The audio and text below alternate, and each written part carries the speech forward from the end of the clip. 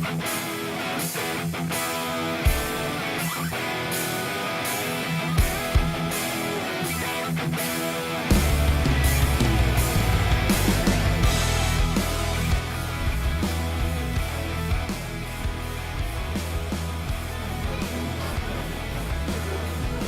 and salutations, race fans, lovers. Live audience, there's a whole lot of people here. It's unbelievable.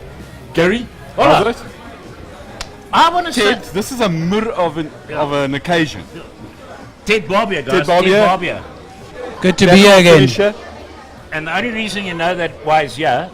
Because there's shine coming off his head. No, because he knows how to do a quad thing, and we'll explain quad things later. But just before we go anywhere... Yes, Gary.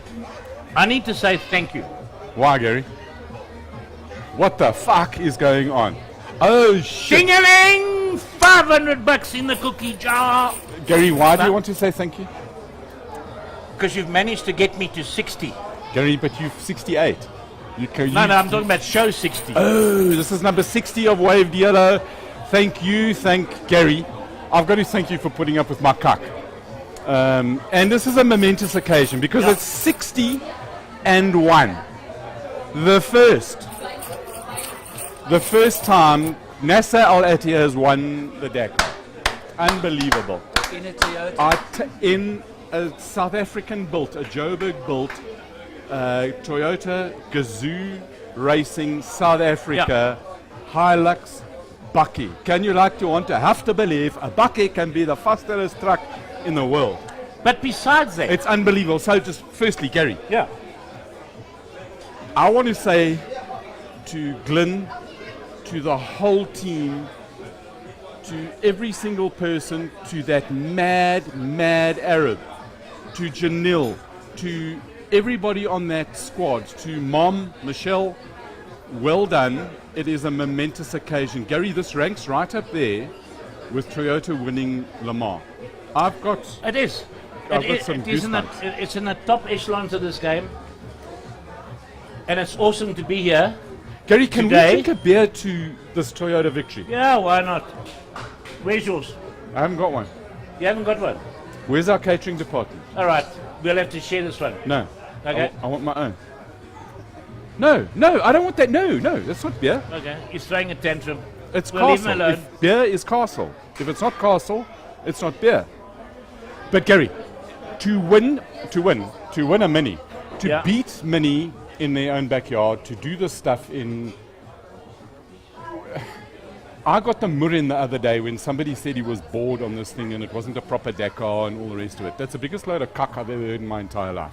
And I'll say that the reason that I'm not worried about swearing is that I'm going to be poor after this show. Richard Rutz, the Flying Dutchman, who's an absolutely awesome guy, looks after a rescue facility and a rescue fund for spaniels. Now, I'm not particularly fond of spaniels, but I like dogs. I like, Gary, what are those long lachters? They're long and they're low? Sausage dogs. Sausage. So sausages and German Shepherds are my favoritist dogs. But somehow somebody got me to swear, it's his fault. And I then ended up needing to put 10 Rand in the jar for every shit word I said. By the way, just talking about that, you've just been challenged that Terry reckons... Terry Wolford. Yeah. Terry Wolford put 500 Rand into the dog's account. Yeah, no, but he's just... That's a long way off from Henny de Klerk's 2,500 Rand. Yeah, but... I mean, very... Okay, so I won't tell you. Okay, but he just said $50 for an F-bomb.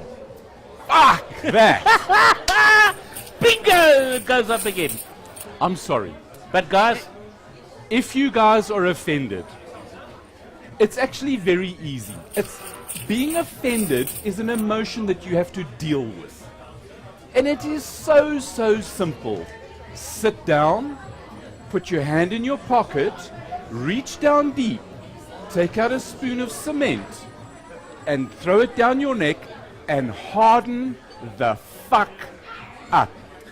That's how you get over being offended. It's easy. Mr. C, Colin. Gary, I'm sorry. Ted's been trying to say something. He reckons he wants to fill the cookie jar. Ted, how many thousand? No, I'll tell you what, Ted. Would you like to help us? Yeah, I think I'll be good for 1,000 rand. I don't believe this. This is stupidity. Give me 5 there. Unbelievable. Good. Unfreaking real. Okay. Hey? We ride quads, not cars. If it would be more if it was a car ride driver. But there must be plenty guys out there willing Ted, to throw some money. Ted, thank you so much. You know, this started off as a bit of a joke, and somehow it's taken a life of its own. And I thank you. Hey, You're a excuse man. me, is that the champagne in the eyes? Gary, no, there's some dust. There's like a rock in my eye. Okay. Fish. Just before you go, I just want to welcome like all of these people that are sitting around here. Thank you very much for pitching. I hope that is that burger good? It's not a burger, it's a pizza, that Gary. you guys must check this food out. It's like awesome. Yeah, if you don't know, we're at Motor. That's where we are. And Moto Burgers Yeah. in Linwood in Yeah. Pretoria, which is And- my hometown. And you see, we have over there. We have the top motorsport photographer in the world. Who's he? There he's sitting right behind you. Sitting around that man. You see that man and say, "Cheers, Paul." That's Paul Bedford. Our connection. Paul is a good man who takes absolutely awesome photographs. We like Paul. He's on our official. I've got a wall in my life. I mean, like a rule. So there's this box, and you got. I'm just trying to think of that word, but I can't say that word. I mean, even I really can't. So you got arseholes here, and you got good oaks here, and he's in the The good cookie oaks. jar just rang again. Yeah, but I wanted to say a word that began with another letter. Let's go to the beginning. And I don't want to say that, but Gary, because you know it's a family show and shame. But enough cock. Let's go again. Dakar 2019, boys and girls, is over. The emotions are unbelievable if you've done well, and unbelievable if you've done badly. Ted, when you finished, what was the biggest emotion? What is the thing that you felt when you crossed the arrival ASS line at the end of the stage where you knew that you'd finished? It was sort of almost disbelief. It's, I think for me the emotion only hit because we had, I think, 500 kilos from the end of the race to do liaison to the podium. And once I got into the podium, that's when it really hit me, because in my mind's eye, that is what I was focusing on in the 2 years before Dakar, was that podium, and it is what I saw up there was what I saw in my mind before. That was the focus, was getting to podium. I wasn't trying to win Dakar. That was my teammate who was trying to do that. I just wanted to get to the end. Who was your teammate? Brian Bergwanis. He's a bit not so altogether. No, he's all together. That's the thing about Brian. He's a calculated racer. I was saying to you earlier, I just fill up my tank. When we got to wherever we refueling, I fill up my tank. Brian works out how much fuel he needs to get, to save weight and that type of thing. So we're totally different. I was there to finish Dakar. He was there to win. Is there a big difference between Gary? This looks like Castle Lager. It is. It's a new white one. Cheers. You're not allowed to say that. It's a color indeterminate one. But that's not beer. Gary, there's a problem. Where's catering? You in charge of catering? I mean, what, WTF? Am I in the what's his name again? No. Where is catering? You are executive producer, main Yeah. man, head honcho, the main dude. Since when the do we big drink wheel. this stuff? What the? Is this a castle? Listen, quick one. While you're rabbiting, a lot of people online, a lot of people communication. So let me get to the first question that's online, and that came from Gilbert van Niesen. Good day, gents. Terrible. Okay, I've read that one. Grain Charman who promised to be here he decided to rather go to a school fete or something or other. You know what, Gary? He's 60 kilometers away from here, so he One can't of the make it. biggest things about motorsport, and particularly when you get a little bit older, well, not so old that you gather chattels and things like wives and kids, and then I'm in innocent. order to I go had and nothing to do with it. in order to go and race, you've got to keep the wives and the kids happy so that you can go and race. It's a balance. Okay. That's why I've still got kids, I think. But that's why I haven't got wife anymore, because racing cars. But Gary, are there any more donations there? They're coming. I just want to let you know, George Fisher is seriously keeping eyes on you. Okay, so if you have anything personal to say to George, that's between you and George.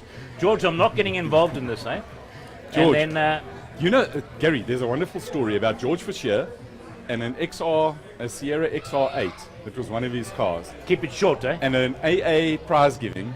Nevertheless, there was a challenge to take, that would be irresponsible to admit being there. But imagine if you could take that, you know, when you come down the highway to Pretoria and you got that where it goes from the N, whatever, the N, it's like in Centurion, it turns left and then over the bridge, there's a bump sort of halfway just after the apex. Gary, do you think, I mean, I know that a Sierra XR8 can do 240 k's an hour into that corner. Yes. And you can come out the other side. Serious? George, Okay. Just a quick one. you're Okay. talking cock again, Gary. We got No! Gazoo Motorsport on the top of the podium. Toyota Gazoo Racing South Yeah. Africa. Okay. We And also then, we who else also is there? have no, just a quick one, because we have the final results of the bikes. Yes, And, because South Africa rules. Yes, and in the bikes, we rule, guys. We are number 1 and 2 in the rookie championships. Just check this out. Watch this video.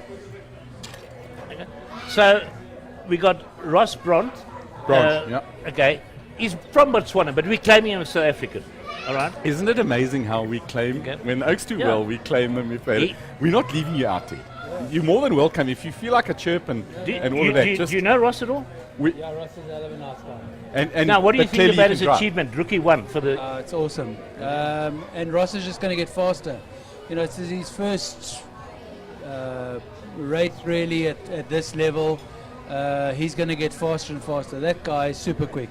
And what about Kenneth Gilbert on the Husqvarna? Kenny as well. I mean, they're rookies. Yeah. They're really going to do well in the future. So we South Africa finally controls Dakar, because the only thing we don't have in Dakar is a truck. Think about Gary, it. that was with a T, not a F. I said a truck. Yeah, no, I'm impressed. I know you just heard differently. No, my mind is... Gary, I'm thinking about the celebrations that are going on in Lima at the moment. With the cars have finished the stage, so the results are done, but they've got a bit of a drive to the podium ceremony. And it's during that drive where you've had the elation of champagne and all the rest of it, and then get to the podium. When you were there and you finished that last stage and that drive to the podium, what is it for the competitor? What's going through your mind? How does it feel? You've achieved Dakar. It was actually very difficult. Really? It was didn't finish. It just felt like it was going on forever and ever. And Brian and I were riding together, and then we'd stopped a couple of times, so Okay. we'd wasted time, and then all of a sudden we realized we were missing our podium slot. So we were slipstreaming each other full taps, which we don't normally do with a quad on liaison. So Yeah, we were but full at taps. that stage, all that stuff that penalised you, that was all switched off and nobody cared. Yeah, we were going full taps. So And you come up onto that podium. The emotions are kind of special. they And are. for you, just as a finisher. Yeah, it's huge, and the people. We were in Rosario, in Argentina, and just the people. It's really, it's special. You can't explain it to somebody who hasn't been there. Okay, so let's try and paint a bit of a picture here.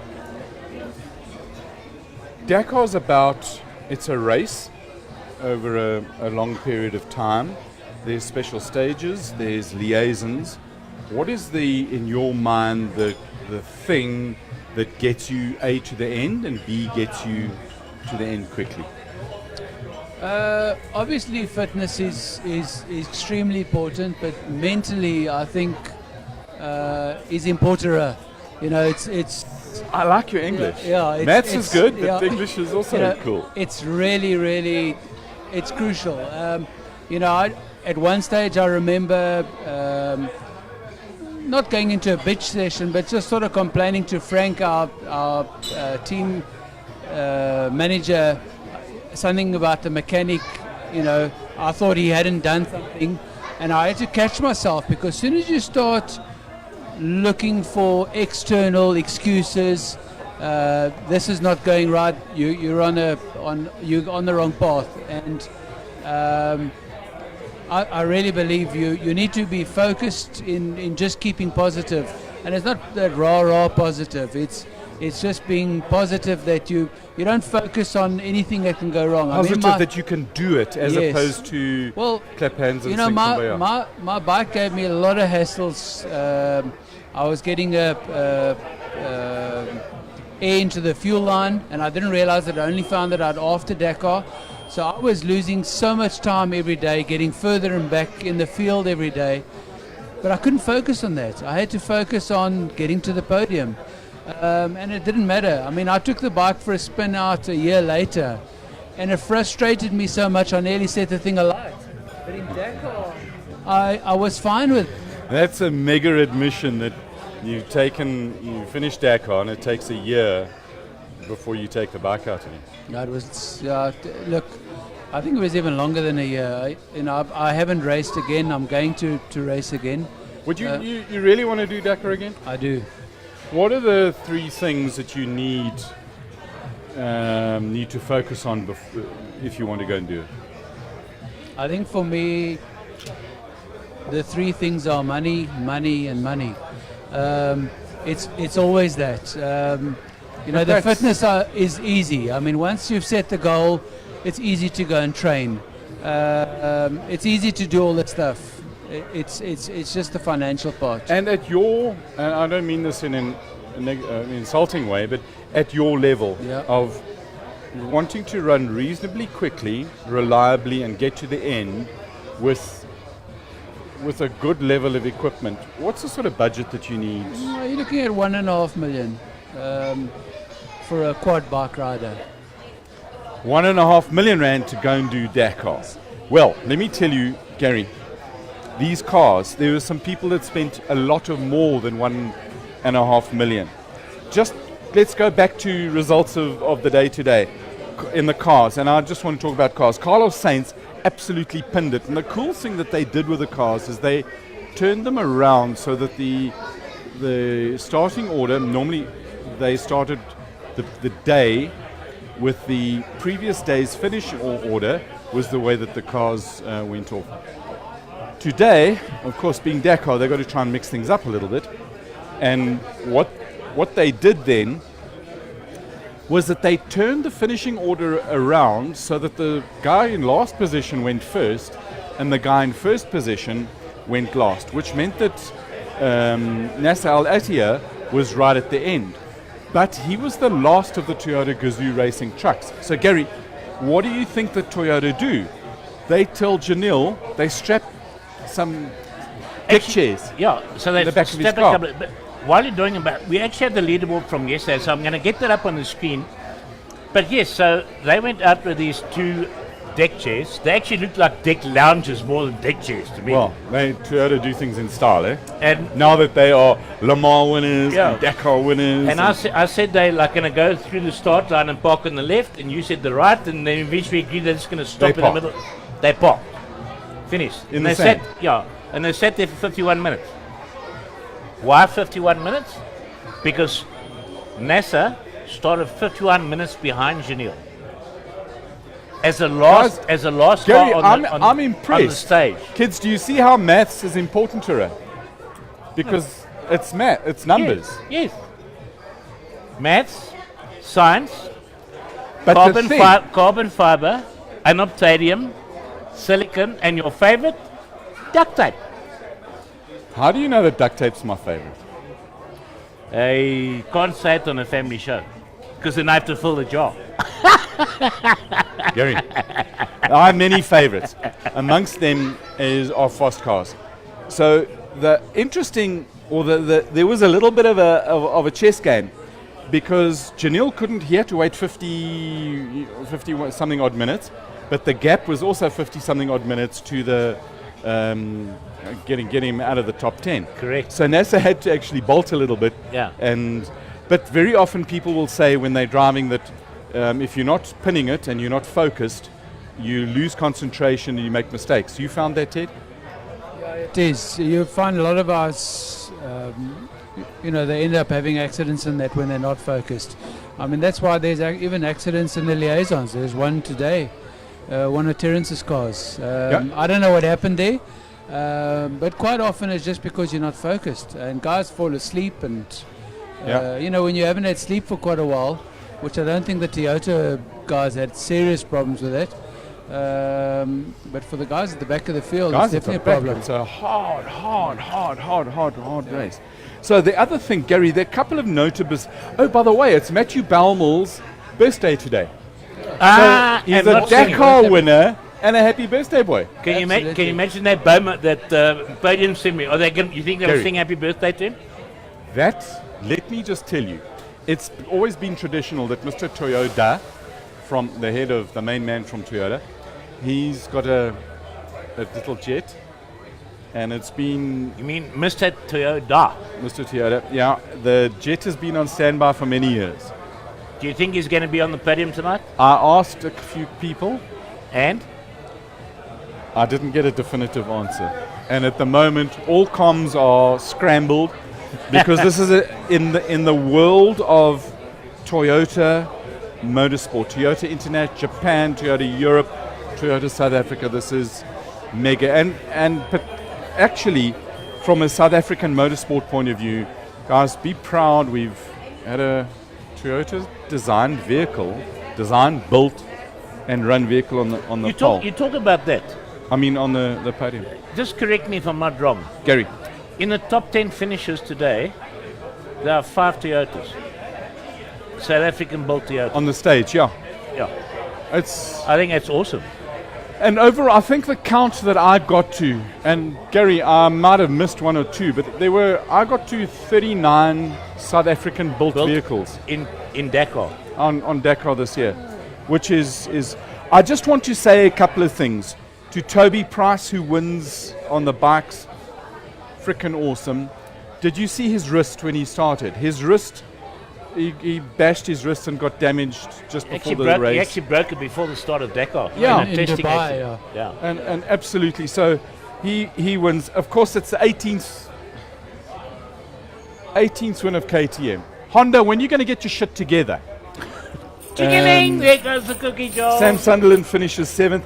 And then in the originals, in 62 hours, almost double the time as the winners, Anastasia Nefantova, who is the only woman to finish in originals. I think it's absolutely fantastic. I'm blown away. There's so much to look back at this race. For you, what are the highlights in Dakar for you this year, Ted? I must say, following it from as a spectator is totally different to being there. I had comms with Terrence, but I think it was tough. It was really, really a tough Dakar. I've read on Facebook, people are saying shortened Dakar, it wasn't going to be real Dakar, this is Mickey Mouse Dakar. Those are all the Facebook warriors, eh? What a load of crap. There you go, Gary. I'll take that 10 rand. Yeah. Okay.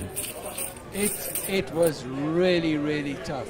But then again, I don't know of Dakars that haven't been tough.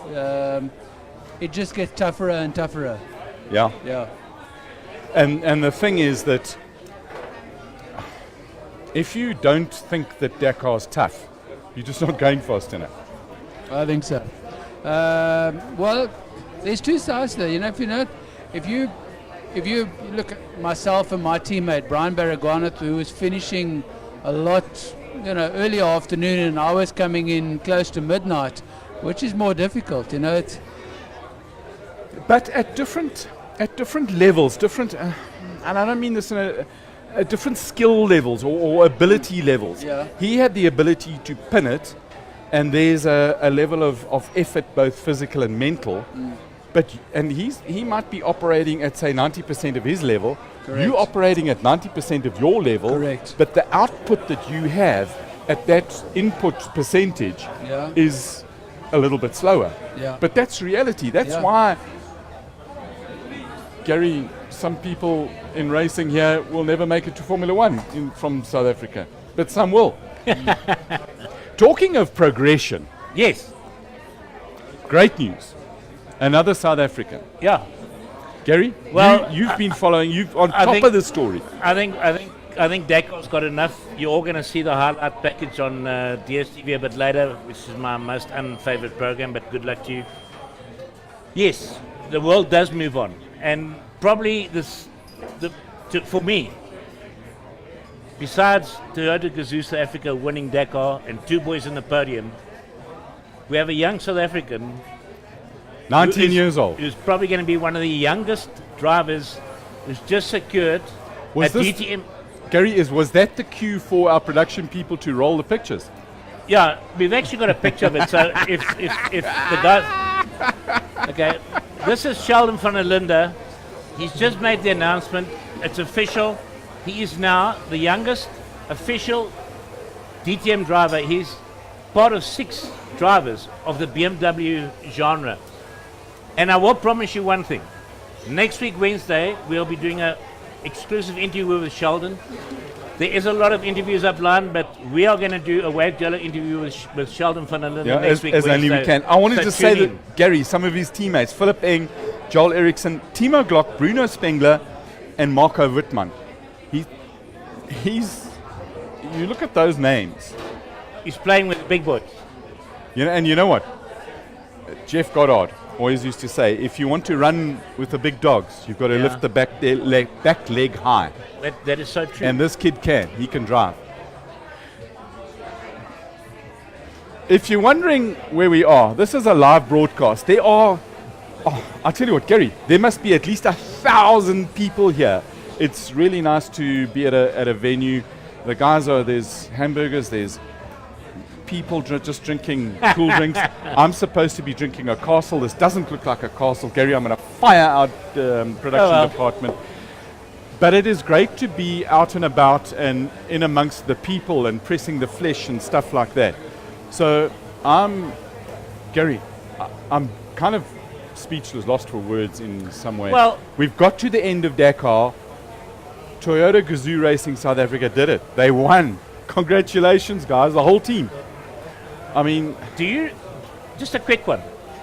Do you remember our interview with Glenn right at the beginning of when we started Wave Yellow? Daruma Dole, Yes. Glenn And said that right towards the end of Yeah. his interview, you asked him would we be there for the colouring of well, I the hope eye. we will be. And he turned around and said, it's a date. I hope So he will Glenn, be. live on air, live, we're waiting for your invitation.